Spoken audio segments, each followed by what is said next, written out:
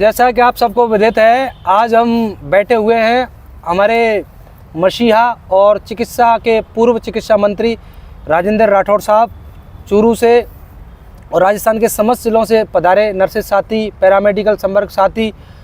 आप सभी को ज्ञात है कि आज हम नर्सेज भर्ती और पैरामेडिकल भर्ती मेरिट प्लस बोनस की मांग को लेकर आज उपस्थित हुए। माननीय राठौड़ साहब ने हमारे विभाग की सेक्रेटरी गायत्री मैडम को फ़ोन भी किया और सीएम सेक्रेटरी संदेश नायक जी को भी फ़ोन किया। हमने संदेश नायक जी से मुलाकात करने की कोशिश की, हमारा डेलीगेशन उनके पास पहुंचा, लेकिन हमारे पहुंचने से 2 मिनट पहले ही वो पुणे CMR जा चुके थे, तो मुलाकात नहीं हो पाई है। लेकिन 4 बजे उन्होंने वापस बुलाया है। मैं आप सबको राठौड़ साहब की तरफ से आश्वस्त करना चाहता हूं कि मेरा जो अनुभव है, मैं व्यक्तिगत रूप से उनको 10 वर्षों से जानता हूं। नर्सेज भर्ती 2013 जो सबसे पहले संविदा से नियमित करवाने के लिए हुई थी, वो पूर्णतः उन्हीं की देन है।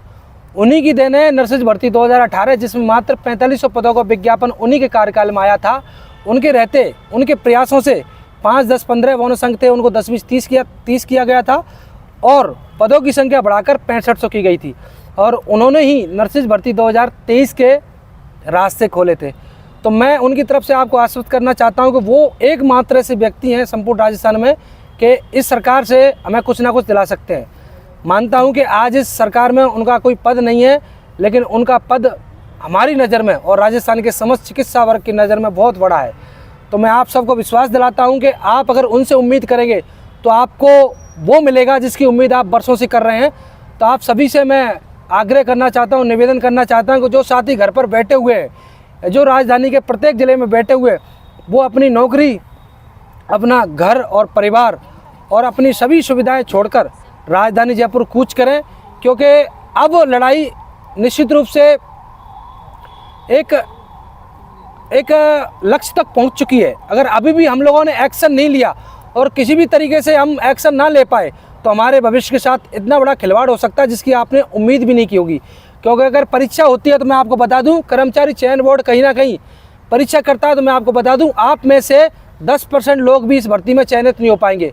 इसका कारण सीधा सा है कि 12th करने के बाद जो नर्सेज की ट्रेनिंग करता है वो तुरंत कोचिंग करता है और कोचिंग करने के बाद उनकी जो तैयारी की जाती है वो नोट सेट की तैयारी करते हैं। और राजस्थान में जो कर्मचारी संविदा पे काम करता है वो सारी चीज़ें बहुत तरीके से भूल जाता है। तो बोनस अंक लेकर भी हम उनकी बराबरी नहीं कर सकते और हम क्वालिफाइड अंक भी नहीं ला सकते। इसलिए मेरा आप सबसे इतना ही कहना है कि आप अपनी जागरूकता को अपने साथियों तक पहुंचाएं और अपने साथियों को जागरूक करके तुरंत प्रभाव से राजधानी जयपुर की ओर कूच करें और अपनी मांग में अपना आर्थिक रूप से, शारीरिक रूप से तन मन धन लगाकर इस लड़ाई को लड़ें। राजेंद्र राठौड़ साहब वो व्यक्ति हैं जो हमें इस लड़ाई में विजय दिला सकते हैं। इसके अलावा माननीय चिकित्सा मंत्री गजेंद्र सिंह खीवसर, माननीय मुख्यमंत्री महोदय भजनलाल जी एवं राजस्थान सरकार के जितने भी कैबिनेट मंत्री हैं जिनसे आपकी लगातार मुलाकात होती आ रही है, जोगाराम पटेल साहब हो, के बिश्नोई साहब हो, डॉक्टर किरोड़ीलाल मीणा जी साहब हो, जितने भी हैं उन सब के पास बैठने की ज़रूरत है, उन सब के पास गुहार लगाने की ज़रूरत है। अगर आप लोग अभी भी लापरवाही करते हैं और घरों पर बैठकर सिर्फ ये कहते हैं कि इतने से लोग आपकी लड़ाई लड़ सकते हैं, ये तो अपने अपने हिस्से की लड़ाई लड़ रहे हैं और ये आपके हिस्से की भी लड़ाई लड़ रहे हैं। लेकिन मेरा ये मानना है कि आप अपने हिस्से की 10% लड़ाई भी नहीं लड़ रहे हैं।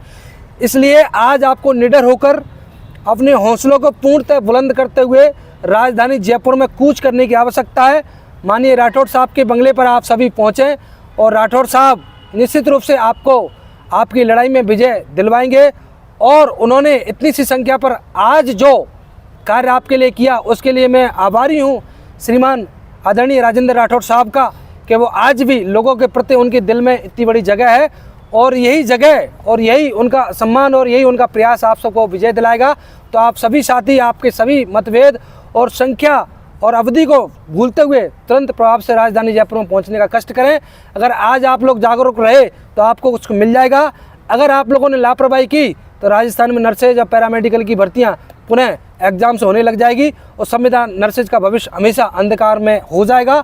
इसलिए हम सबको ज़रूरत है कि अपने घरों से निकलें और राजधानी में आएँ और रणनीति बनाकर इस लड़ाई को अंजाम तक पहुँचाने का कार्य करें। इतना ही बोल पाया यार, आज ज़्यादा एनर्जी नहीं है बोलने की।